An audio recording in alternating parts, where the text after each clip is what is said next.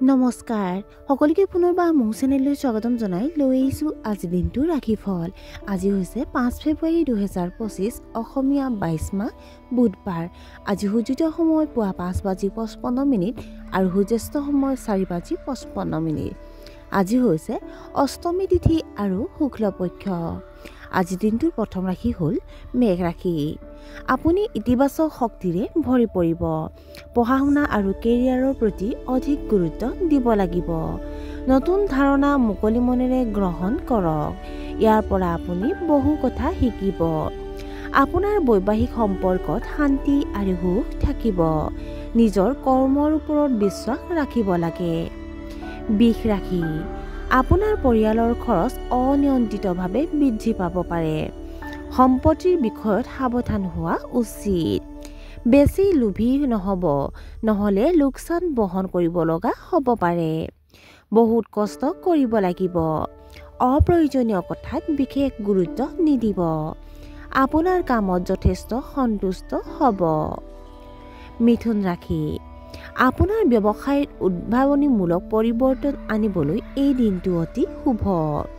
বিবাহৰ আকাংক্ষিত মানুহে ভাল প্ৰস্তাৱ পাব পাৰে।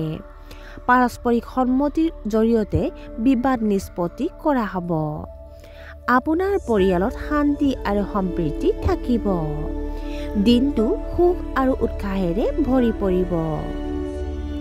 কৰ্কট ৰাশি। আপোনাৰ ব্যৱসায়িক সহযোগীসকলক অন্ধভাৱে বিশ্বাস নকৰিব। আজি আপুনি ধৈৰ্য আৰু সংযমেৰে কাম কৰিলে সফলতা লাভ কৰিব। আপুনি আপোনাৰ ব্যক্তিত্ব বিকাশৰ বাবে অতিশয় উৎসাহিত হ'ব। খৰখেদা আৰু অসাৱধানতাৰ বাবে ভৱিষ্যতে আপুনি লোকচানৰ সন্মুখীন হ'ব পাৰে। বিৰোধীৰ পৰা মুক্তি পাব পাৰে। সিংহ ৰাশি। যদি আপুনি কোনো পৰামৰ্শদাতা কামৰ সৈতে জড়িত হয় তেন্তে আপোনাৰ কামৰ বহুত শলাগ লোৱা হ'ব। আপুনি হয়তো আজিয়েই কিছুমান গুৰুত্বপূৰ্ণ কাম আৰম্ভ কৰিব।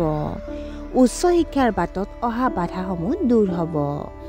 আপোনাৰ বন্ধুত্ব প্ৰেমৰ সম্পৰ্কলৈ পৰিণত হ'ব পাৰে।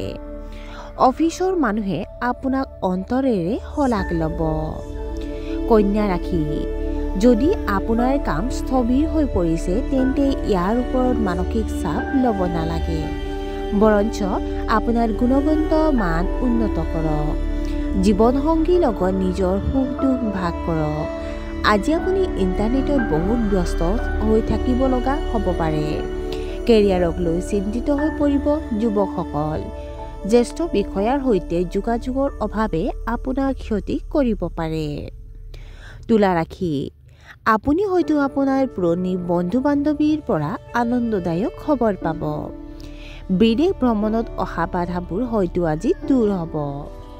আপুনি নিজাববীয়াকৈ গুৰুত্বপূৰ্ণ ব্যৱসায়িক সিদ্ধান্ত লোৱা উচিত। ছাত্ৰ ছাত্ৰীসকলে আজি বহু সময় পঢ়া শুনাত উৎসৰ্গা কৰিব। আপোনাৰ বৈবাহিক সম্পৰ্কত ঘনিষ্ঠতা বাঢ়িব। বৃশ্চিক ৰাশি। নতুন নতুন ধাৰণা পৰীক্ষা কৰিবলৈ অনুকূল দিন।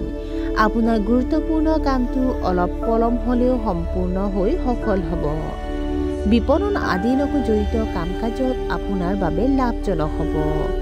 সমাজ আৰু পৰিয়ালত আপুনি অতি সক্ৰিয় হ'ব। আপোনাৰ বুদ্ধিমত্তাই আপোনাক বাধা অতিক্ৰম কৰাত সহায় কৰিব। আপুনি আপোনাৰ জীৱনসংগীৰ যত্ন ল'ব। ধনু ৰাশি। ৰিয়েল ইষ্টেটৰ বিষয়ৰ পৰা আপুনি লাভৱান হ'ব। সন্তানৰ অগ্ৰগতিৰ বাবে আপুনি উত্তেজিত হ'ব। ছাত্ৰ ছাত্ৰীসকলে পঢ়া শুনাৰ প্ৰতি তীব্ৰ আগ্ৰহ প্ৰকাশ কৰিব। ছাত্ৰ ছাত্ৰীসকলে ভৱিষ্যতৰ বাবে পৰিকল্পনা কৰিব পাৰে। প্ৰেমিক সংগীয়ে নিজৰ বিবাহৰ বাবে আগ্ৰহী হ'ব। আপুনি আপোনাৰ পৰিয়ালৰ সদস্যৰ সহায়ত লাভ কৰিব। মকৰ ৰাশি। কৰ্মক্ষেত্ৰত সহকৰ্মীসকলৰ প্ৰতাৰণামূলক আচৰণৰ প্ৰতি আপুনি সাৱধান হোৱা উচিত। আপোনাৰ ঘৰত শান্তি আৰু সম্প্ৰীতি থাকিব। কিন্তু আপোনাৰ আচৰণত মানুহে অলপ বিচলিত হ'ব পাৰে। আইনী বিষয়ত ভুল হ'ব পাৰে। সেয়েহে কাগজ পত্ৰবোৰৰ ওপৰত ব্যৱস্থা লোৱাৰ আগতে ভালদৰে পঢ়ক। কুম্ভ ৰাশি। আপুনি হয়তো এটা ডাঙৰ ব্যৱসায়িক চুক্তি পাব। কৰ্মক্ষেত্ৰত নতুন বন্ধুত্ব গঢ়ি তুলিব পাৰে। আপোনাৰ সন্তানৰ সৈতে আপুনি বহুত ভাল সময় পাৰ কৰিব। আপুনি আপোনাৰ প্ৰতিভা আৰু দক্ষতা ভালদৰে প্ৰদৰ্শন কৰিব। আপোনাৰ সকলো কাম সময়মতে সম্পূৰ্ণ হ'ব। স্বাস্থ্যজনিত সমস্যাৰ পৰা সকাহ পাব। আৰু আজিৰ দিনটোৰ শেষৰ ৰাশিটো হ'ল মীন ৰাশি। আজি আপুনি আপোনাৰ পৰিয়ালক যথেষ্ট সময় দিব। আপুনি আপোনাৰ জীৱনসংগীৰ সৈতে সময় কটাব বিচাৰিব।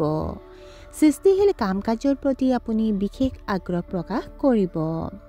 আজি কষ্টকৰ কাম কৰাটো ভাল নহয়।